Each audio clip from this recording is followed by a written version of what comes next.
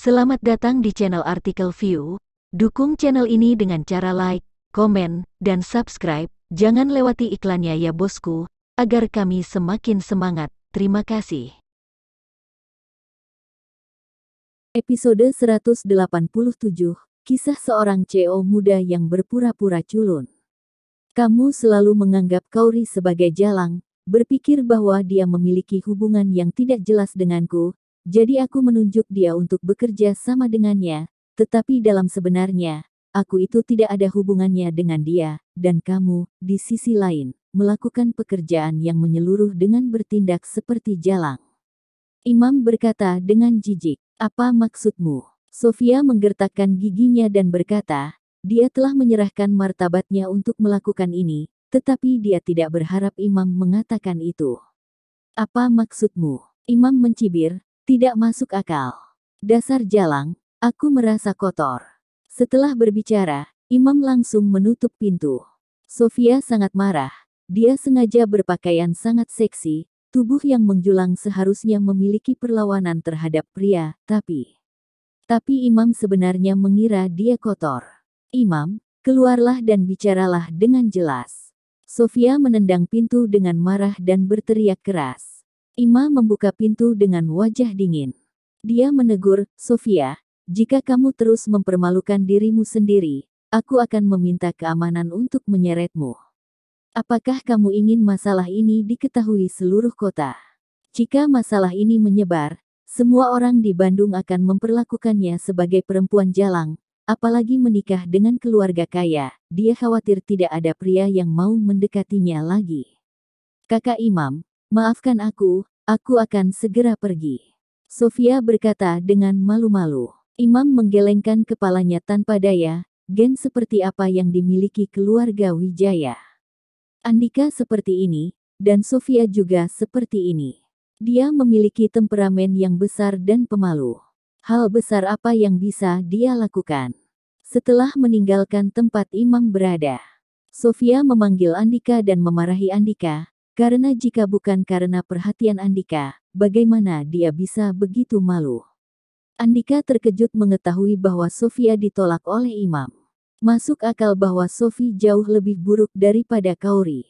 Jika dia benar-benar seorang pria, bagaimana dia bisa menolak kecantikan yang datang ke pintunya? Mungkinkah dia benar-benar tidak ada hubungannya dengan Kauri? Bagaimana ini mungkin?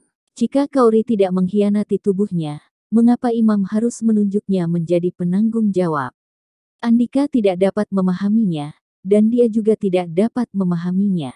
Di villa sisi gunung, setelah Ariel makan malam, dia kembali ke kamarnya untuk bersiap beristirahat, dan pergi ke kampung mertuanya besok. Ketika dia memejamkan mata, tiba-tiba memikirkan seseorang. Ariel belum melihatnya selama 2 tahun, dan tidak tahu bagaimana dia sekarang. Menekan nomor yang tidak digunakan dalam 2 tahun, dan pihak lain terhubung dengan cepat. "Aku akan pergi ke kabupaten besok," kata Ariel. Ya. Apakah Anda perlu saya untuk menjemput Anda?"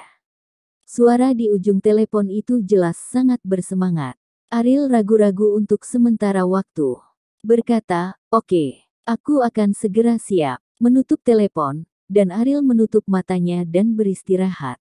Pada tahun pertama pernikahannya, dia pergi ke Sunda sekali. Pada saat itu, citra Lina yang miskin dan tidak berguna membuat keluarga Lina tidak berharga. Bahkan meja makan pun tidak. Ariel masih ingat dengan jelas ketidakpedulian keluarga Lina terhadapnya. Bahkan anak-anak yang melewatinya akan dengan sengaja menginjak sepatunya. Saat itu, Ariel rela menanggung semua ini untuk Kauri.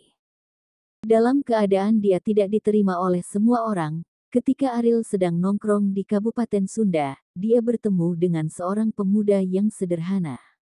Saat itu, dia dicampakkan oleh pacarnya, ditekan oleh bosnya, dan pacarnya hidup hampir jatuh ke dalam keputusasaan. Ariel mengulurkan tangannya, memberinya masa depan yang cerah. Ada seorang selebriti terkenal di Sunda, bernama Hendrik, yang sekarang menjadi bos terbesar di Sunda dan yang termuda, disebut sebagai orang yang paling menonjol di Sunda selama beberapa dekade. Namun di balik pencapaian luar biasa ini, Hendrik tidak pernah berani melupakan dari mana masa depannya berasal. Dalam 2 tahun terakhir, Hendrik telah menunggu panggilan Ariel, tetapi tidak ada berita dari Ariel. Hendrik bahkan berpikir bahwa pria besar ini telah melupakan dirinya sendiri. Tapi sekarang sepertinya dia tidak lupa. Ada juga kesempatan untuk membayar. Keesokan harinya, di stasiun penumpang Sunda, satu-satunya Rolls-Royce di Sunda diparkir di pintu masuk stasiun penumpang.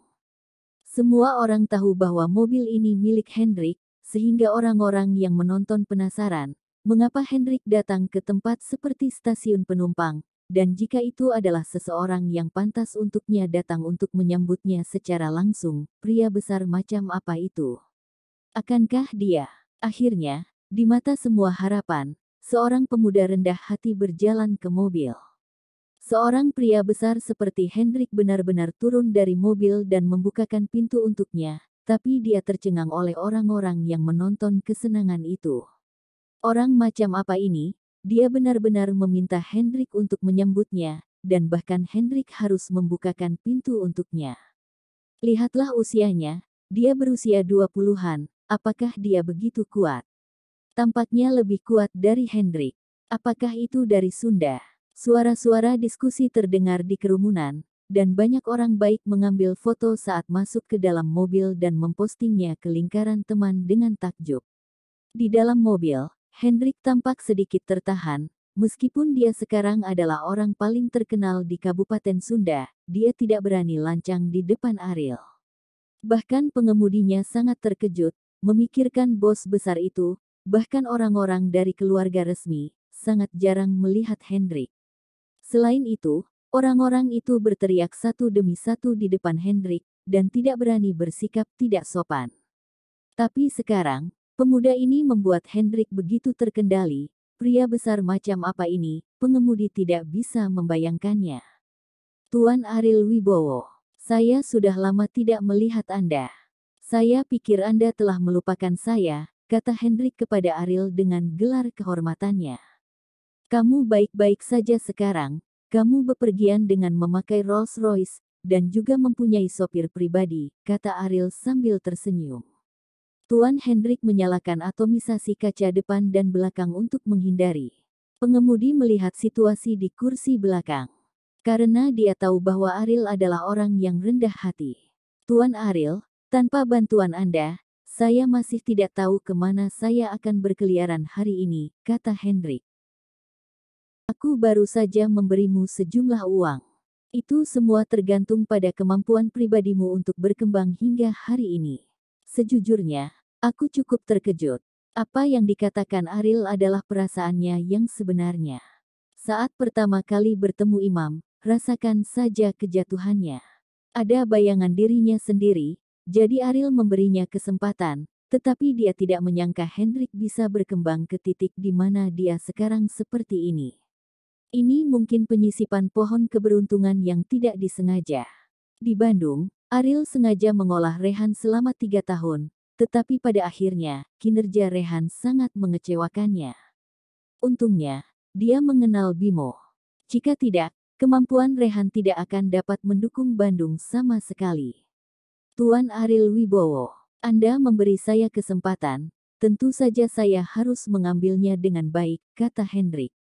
Kejutan ini sangat bagus. Kapan Anda merasa bahwa sudah tidak bisa lagi memuaskan Anda, datanglah ke Bandung untuk mencari saya, kata Ariel. Kemampuan Hendrik dapat dikembangkan, jadi dia bersedia memberi Hendrik kesempatan lagi. Mendengar ini, kegembiraan Hendrik naik ke pipinya, tanpa menyembunyikannya, dan berkata, terima kasih, Tuan Ariel. Terima kasih, Tuan Ariel. Tidak masalah jika saya membantumu, tetapi Anda harus mengingat satu kalimat, jangan mengkhianati saya. Karena saya belum belajar untuk memaafkan, kata Ariel ringan. Hendrik terkejut, menundukkan kepalanya dan berkata, tolong jangan khawatir, Tuan Ariel, semua yang saya miliki adalah dari Anda. Saya, Hendrik tidak akan pernah mengkhianati Anda. Berita bahwa Hendrik secara pribadi menjemput penumpang di penumpang stasiun menyebar di lingkaran teman setelah datang. Hampir seluruh Kabupaten Sunda mulai membahas masalah ini. Keluarga Lina. Untuk Irfan, yang menganggap Hendrik sebagai idola. Setiap kali ada berita tentang Hendrik, dia akan membacanya dengan cermat. Ketika dia mengetahui bahwa Hendrik pergi ke stasiun penumpang, dia segera menaruh perhatian besar pada masalah ini, dan segera menemukan berita yang beredar di lingkaran teman-teman, sebuah foto.